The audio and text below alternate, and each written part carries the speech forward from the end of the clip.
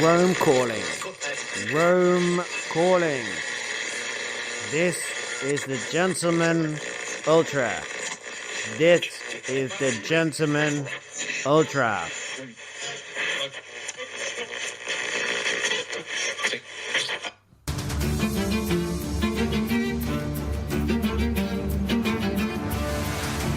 The new Gentleman Ultra season starts in Cremona, birthplace of the modern violin, and the new home of Jamie Vardy.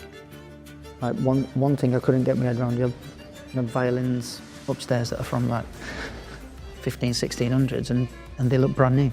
I just physically couldn't get my head around it at all. And then finding out the fact after that they need playing once a week just to keep the strings all having the same sound, it's frightening. What an unbelievable place it is.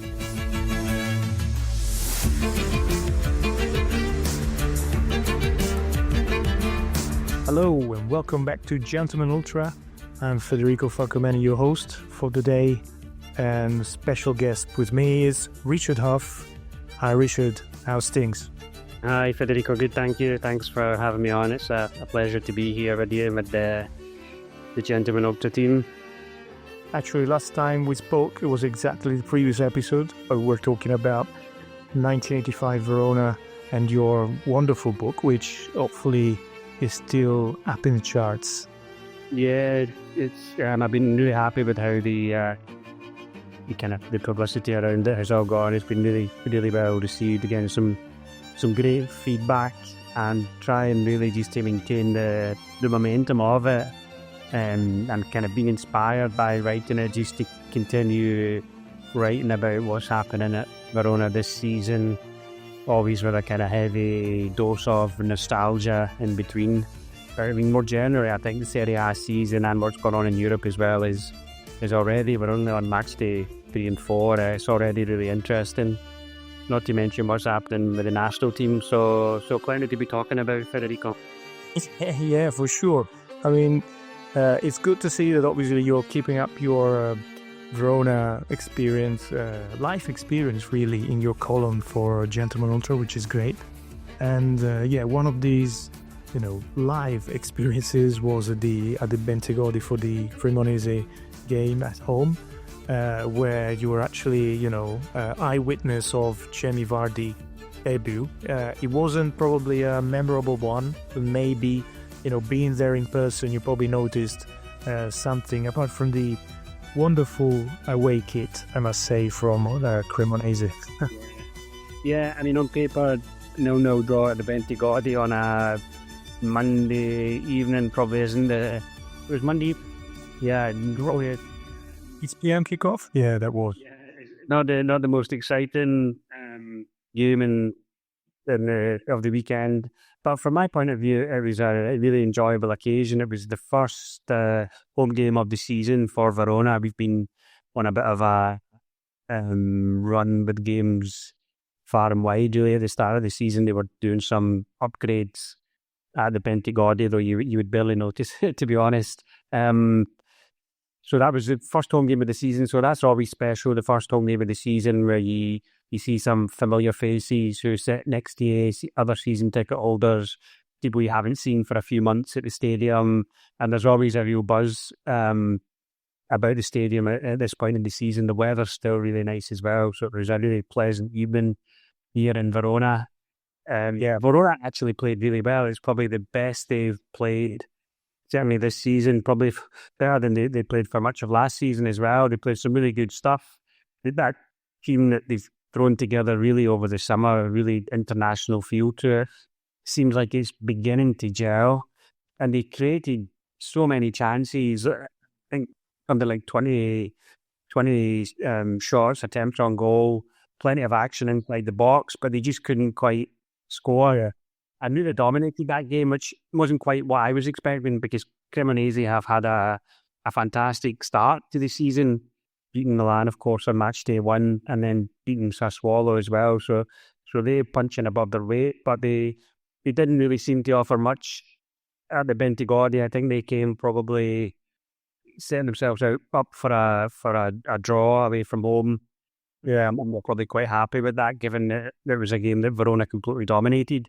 And then Vardy, again, probably a little bit disappointed only to see him come on right at the tail end of the game, maybe 25 minutes, 30 minutes to go.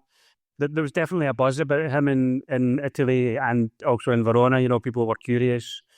Here in Verona, we're obviously very familiar with the Leicester City story and the parallel as with the Verona story from '85. So we were quite curious to see him, and he's a massive personality. He's just one of these really likable characters, I think. So curiosity, I think, from the travelling fans from Cremona, but also the Verona fans were quite keen to get a glimpse of this Englishman as well. But in the end, I mean, he just wasn't given the service. He was anonymous, really, for much of those 30 minutes, maybe a handful of touches, but nothing really inside the box. Seemed like he was defending anyway, which which was good at least.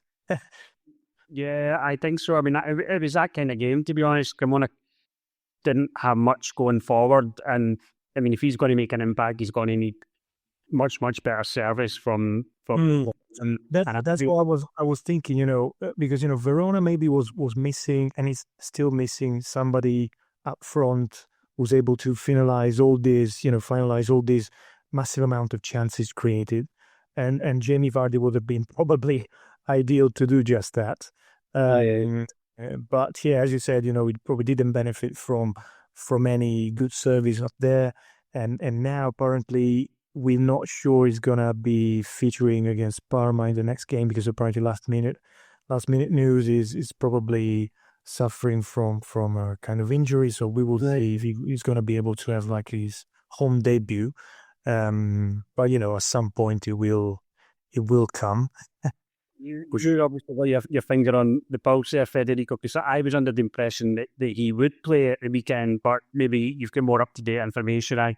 I've just been reading the Gazette, the local bar, and and how they're going to try and how Davide Nicola's going to try and fit him in around Vasquez and that they're having but and how much Vardy was looking forward to making his home debut. But obviously, if there's some kind of niggling injury, then that he might have to wait for that. Yeah, true. Going back briefly to Verona as well. Seems like I was reading on a Cremonese blog, and they said apparently around the Bentigodi there are lots of street foods who have fantastic menu. It's not the usual 4 things you can actually able to buy, and it's a rich variety of stuff. So. Have you ever really tasted any of those? Yeah, I mean, it's the great thing about the Bentigodi actually is the street food you can get. I mean, it's basically like grilled sausage, salsiccia, panino, salsiccia, grilled vegetables, onions, peppers, all that kind of thing. But there is a great selection, and it's always really, really buzzing.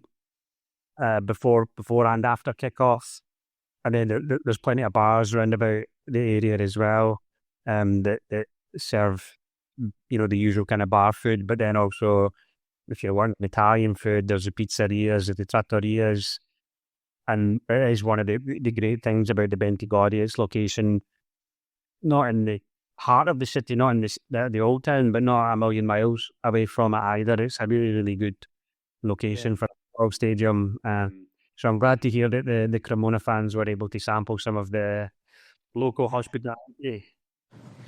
As a whole, we know it's going to be different, maybe a bit difficult to start with, but it's a challenge that we're all ready for, and there's a lot of excitement, especially with the kids and getting to come to even more different stadiums. They're already ticking off what games they want to come to, and for them to learn a new language, it's something that everyone's really looking forward to. I found out that Vardy is actually living in Salò, which is on the shores of Lake Garda near Brescia. So it's some 70 miles away from Cremona, which is some choice. But apparently this is because his wife Becky liked to be there. He also loved to be there. He brought over all his family. So obviously they probably want to be living in those surroundings. If you are, yeah, I don't know if what you think of the move, because especially, you know about Lake Garda yourself.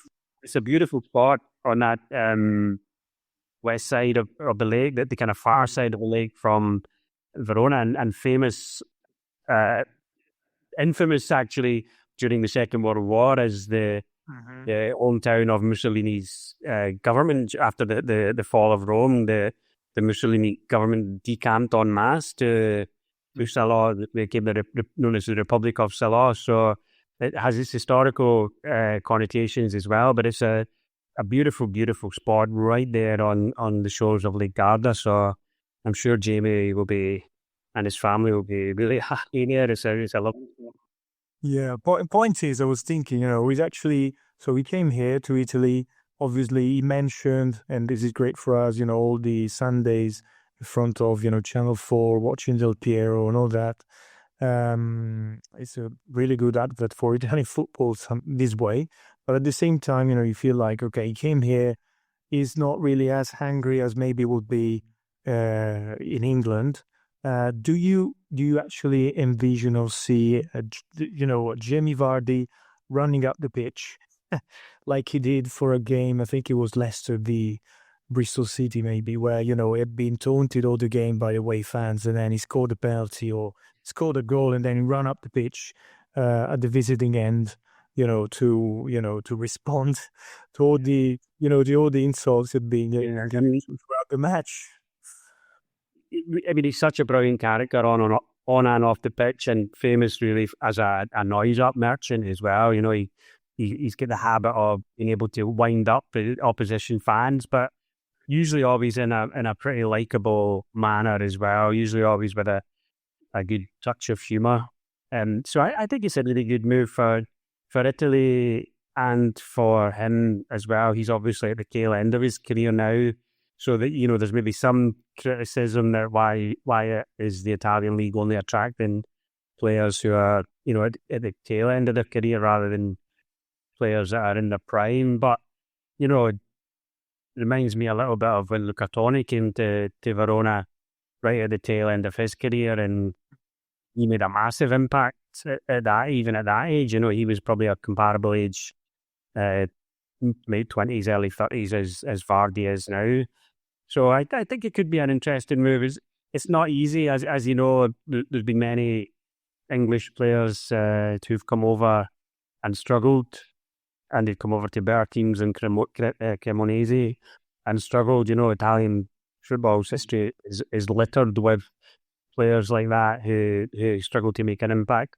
But equally, there are just as many who have had a pretty positive impact on the game as well from the UK. Like Liam Brady comes to mind. Okay, he's not English, but David Platt as well obviously had a massive impact. Souness was pretty influential at Sampdoria.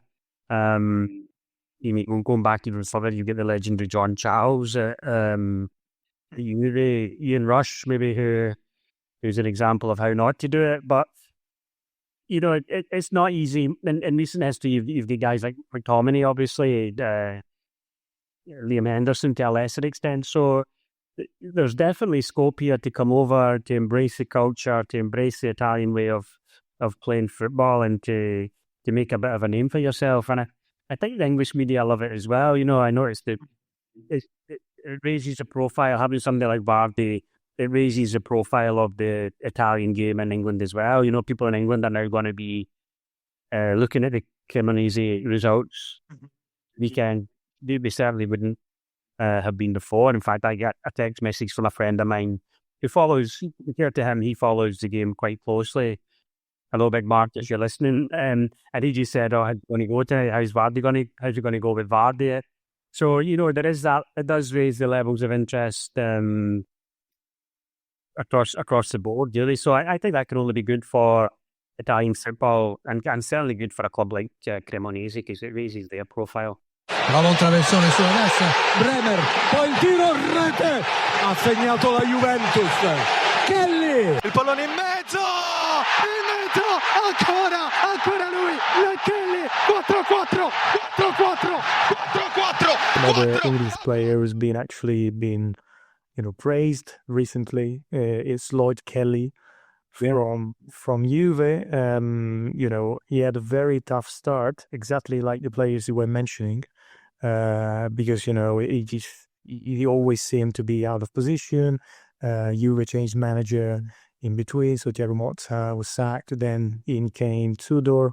We didn't know if Tudor was going to stay even for the Club World Cup, over the summer. Then he eventually stayed, and then I think Kelly as well benefited from this. From the manager staying. He started to be more and more confident in this system as well. And what's the best thing? Obviously, we've seen incredibly 15 goals in the space of how many 3-4 days between the games against Inter and Borussia Dortmund in Turin. So crazy games. And then in both games he actually scores, which is amazing. And if you think about Juventus fans' comments about Kelly initially were dreadful. They were even comparing him to Lely Kelly, the pair of shoes which used to be sold in Italy in the 90s for girls. So how things change. Once you actually get yourself known and you actually build confidence, how things actually change. And Kelly is really testament to this. Yeah, from zero to hero in the space of just a couple of games. And I mean, Juve is a tough place to come as a foreign player because the pressure and the expectations are absolutely enormous. They are expected to win every game. They're a club with an incredible history and incredible record, and quite an unforgiving place for a young player who doesn't quite make the grade. But Kelly has really had an incredible impact, and like you said, I think some of the credit for that should go to the coach. And I'm a big fan of Tudor. He did a great job when he took over from Ivan Juric. Tudor came and he did an incredible job here at Verona, albeit he was only here for a limited time. But in the season he was here, he transformed the club in terms of its goal scoring record as well. We had guys like Simeone, Barak and Caprari who all scored, I think, double figures that season. So he really brought out the best from an offensive perspective. Juric had, and I know there's a lot of criticism of Juric as well at the moment, but Juric really, I think, did a great job at Verona as well. And then Tudor took it to the next level. So if he can have that kind of success, if he can replicate that kind of success and bring out the best in some of these players, like he seems to be doing with Lloyd Kelly, then he could emerge as a very interesting Englishman in Italy as well. But there are, of course, massive pressures there. But he's certainly lifted that pressure. Both of those games, I happen to be watching them both. I don't usually watch every game that Juve play, but certainly watching the Inter Juve game, and that was just an incredible football match as well. And for Juve to win that in the manner that they did was painful to take if you're very painful to take if you're an Inter fan. And then the incredible equaliser against Dortmund, come 4-2 after 90 minutes, and goal coming any third in 96th minute. Even by Juve standards, that's an incredible last minute equaliser. So it's captivating stuff, you have to say, whether you're a Juve fan or a neutral, or maybe less so if you're an Inter fan or a Dortmund fan. But it's great to see, and certainly it makes a big difference from the kind of Allegri era of scoring 1-0 games or 1-1 draws or stuff like that. Yeah, 100%. By the way, Kelly was paid 25 million euros in the winter, transfer market. So obviously this made, the pressure even bigger at the very start. But now, it's in English terms, it doesn't sound like an awful lot of money when you consider transfer fees. I know. What Liverpool have spent, and Manchester United and City are spending. but 25 million euros in Italy is a massive part of it. It's huge. What I would, eclipse anything that Verona have spent in the last 10 years, probably. So it's a massive sum, which, puts a massive weight of expectation on his shoulders. But he's obviously got talent, or they wouldn't have paid that for him. They've obviously done the research on him. He's got the physical attributes. He's still very, very young as well, isn't he? So could be if he continues like he has in the last two games, that could look like a decent investment. Absolutely. By the time people listen to this, it'll probably be over. We know Napoli are playing Manchester City today. Seems like, judging from the English press, anticipating the game, they cannot understand how McTominay and Højlund, were transformed at Napoli.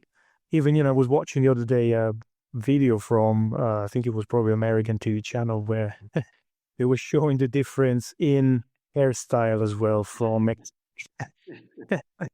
Højlund, before and after coming to Italy. So you can actually see. Funnily enough, at the weekend I was showing some friends the picture, a famous picture of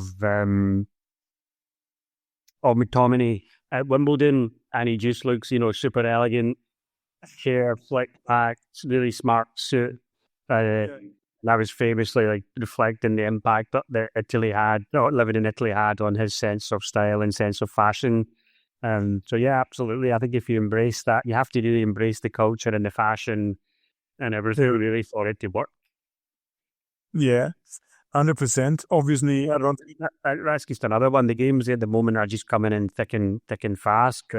Napoli, Man City is like a really, really mouth-watering fixture. Whether you look at the coaches, Conte against Guardiola, or McTominay against Rangers, or you get De Bruyne returning to the Etihad.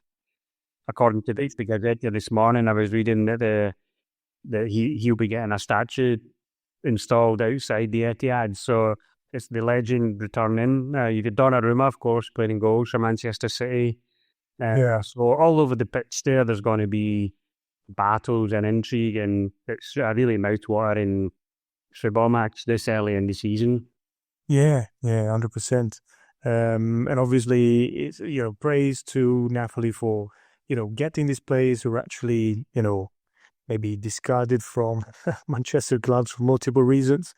And then, making sure they actually had an impact in Italy, which maybe, it doesn't sound very good for Italian football because, it feels like, you're downgrading to Serie A. But in fact, it feels like, their technical qualities as well, their technical skills, they're definitely, emerging in this environment somehow, which is really good.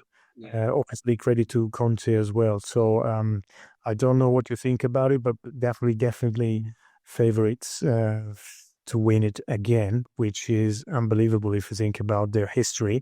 But, considering all the other teams, it's still, it's probably going to be between Napoli and Juve for the league title at the end of the season, although, it's too early though.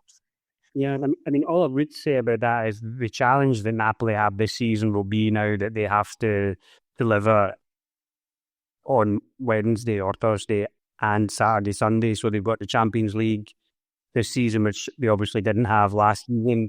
And that's something I think that Inter really struggled with last season. The fact that they were competing on so many fronts. You really have to have two teams. Your squad has to be capable of more or less playing at one team on Wednesday and then another team on Sunday. And it's how you keep the players, your key players, fit and healthy and motivated and mentally prepared for each game as these games begin to come in thick and fast.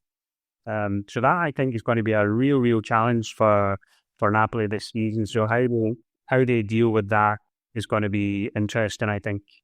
You've certainly got the talent, and they've got a bigger and stronger squad this season than they did last season. But it's how they deal with those a fixture list is basically two games a week. Yeah, absolutely. Last but not least, Scott McTominay obviously, is always there now. He's not making the headlines anymore as it was maybe last season because everybody's really used to him now. But obviously, Naples, everybody's mad about him. We know about the special pizza they made, and there is apparently new song as well from the Scottish fans you probably know about.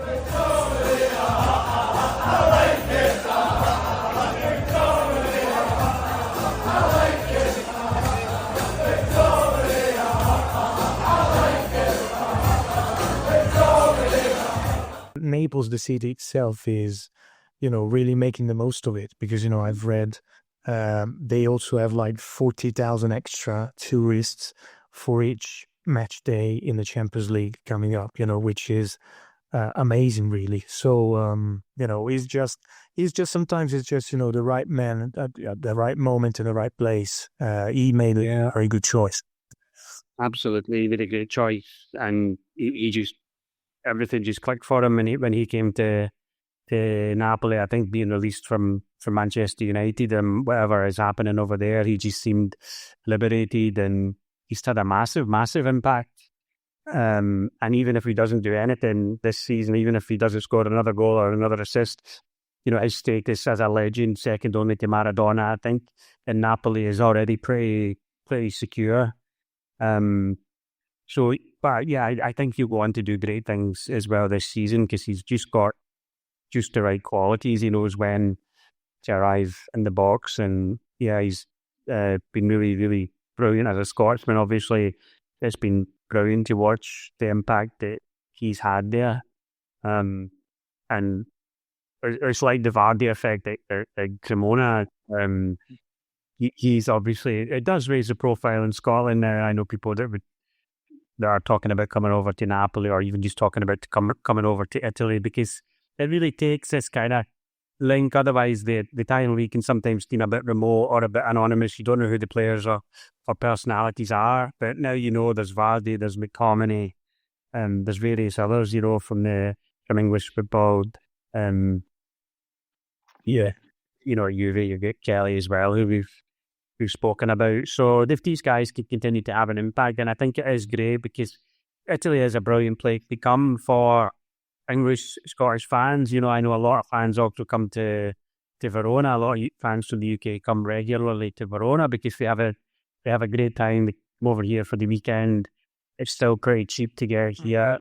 The match day tickets are still pretty cheap. The match day experience, as you mentioned, the Cremonese fans found when they were here, it is really a great experience as well, from eating and drinking and smoking and shouting abuse at opposition fans. They're pretty authentic and yeah, it doesn't have that corporate sterile. It's that thing with some English football stadiums can have. Having said that, I have some friends over here from Verona, and they were over in England. They were in London last weekend for Fulham Leeds, and they loved it. They couldn't believe how close you were to the action. Craven Cottage, they were just like unbelievable how close to the pitch you are. And you loved just the culture of the whole thing as well. The bars before and after, the passion of the fans. So it works both ways. I know Italian fans love going over to the UK and experiencing English football, but it's also great that so many are now taking an interest again in what's happening in Italy. Yeah, it's still pretty easy to fly to Verona because, Valerio Catullo Airport. I remember there was a Monarch flight maybe 10 years. No, I mean, from London, you can fly. There's 2 or 3 flights a day probably from London, and then various regional flights as well. There's flights to Manchester. In the summer especially, I know there's a weekly flight to Glasgow in the summer up until probably next week. Also, like from Newcastle, there's a weekly flight. So, yeah, I mean, Verona is not as accessible as Milan, but you can get to Verona without too much difficulty. Here, obviously, the hotels and the bars, it's all pretty affordable, certainly compared to a hotel in the land. Set you back Yeah, there a bit. 100%. Absolutely. Last thing I wanted to comment, but very briefly, we didn't talk about Luis Ferguson or Bologna, but there will be time. He was injured, by the way, for some time before the season started. But I was taken by surprise when I was made aware of Liam Anderson moving to Sampdoria. So in Serie B, and obviously I know for British people listening to this, they all have a soft spot for Sampdoria somehow because of team of the 90s anyway. Yeah. But they're sitting bottom in Serie B after 3 games. After the incredible escape last summer because of multiple legal reasons and all that.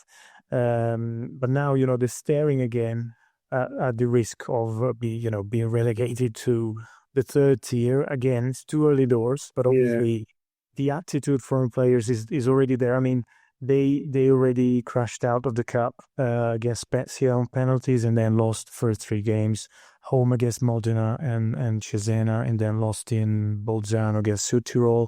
So they're now going to play in Monza on Saturday.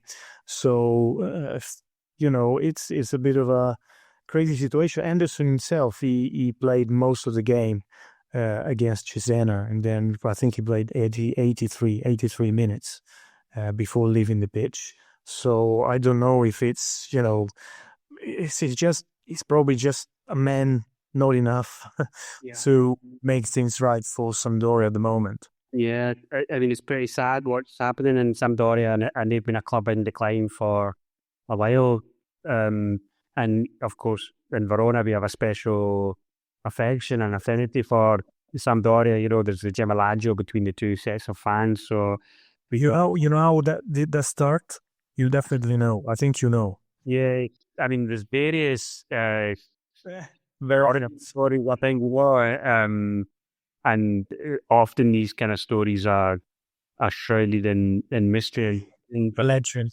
Yes.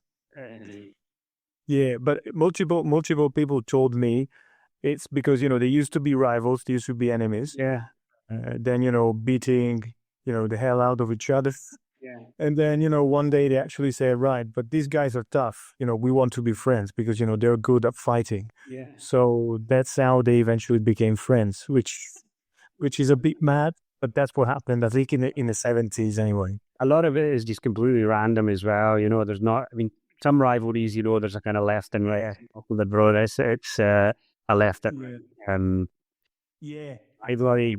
I mean, the affection between the 2 clubs is sometimes quite incredible to see. When you hear an opposition set of fans, as Sampdoria fans do when they come up to the Bentigodi, sing Verona songs or Forza Giallo Blu. It's quite incredible. And the same obviously with Fiorentina. But yeah, what's happening there is pretty grim, and I hope Henderson and the rest of them can turn it around pretty quickly. They're going to have to turn it around quickly. And I know they've signed also Antonin Barak, Czech midfield top, who had a really, really very good couple of seasons in Verona not so long ago. He'd been a brilliant player for us. So hopefully he can have an impact there as well. I'd really like him as a player, and a lot of time for Liam Henderson as well. So hopefully they've got enough quality there to turn things around. But massive pressure going into that game at Monza, and for Donati, I think Scottish fans will be familiar with him. He played Donati himself, true. Yeah. So, but I think if they lose against Monza, then he's going to have to go. They're already talking about who might replace them, so he's under a lot of pressure as well. Well, these 4 games into the season, but 3 losses from 3 games is really, really, I mean, not good enough for a club really that we all recognise as a Serie A club. Yeah, no offense to him, but I think they should have kept Ivani and Lombardo, who actually performed the miracle of staying up in the end over the summer.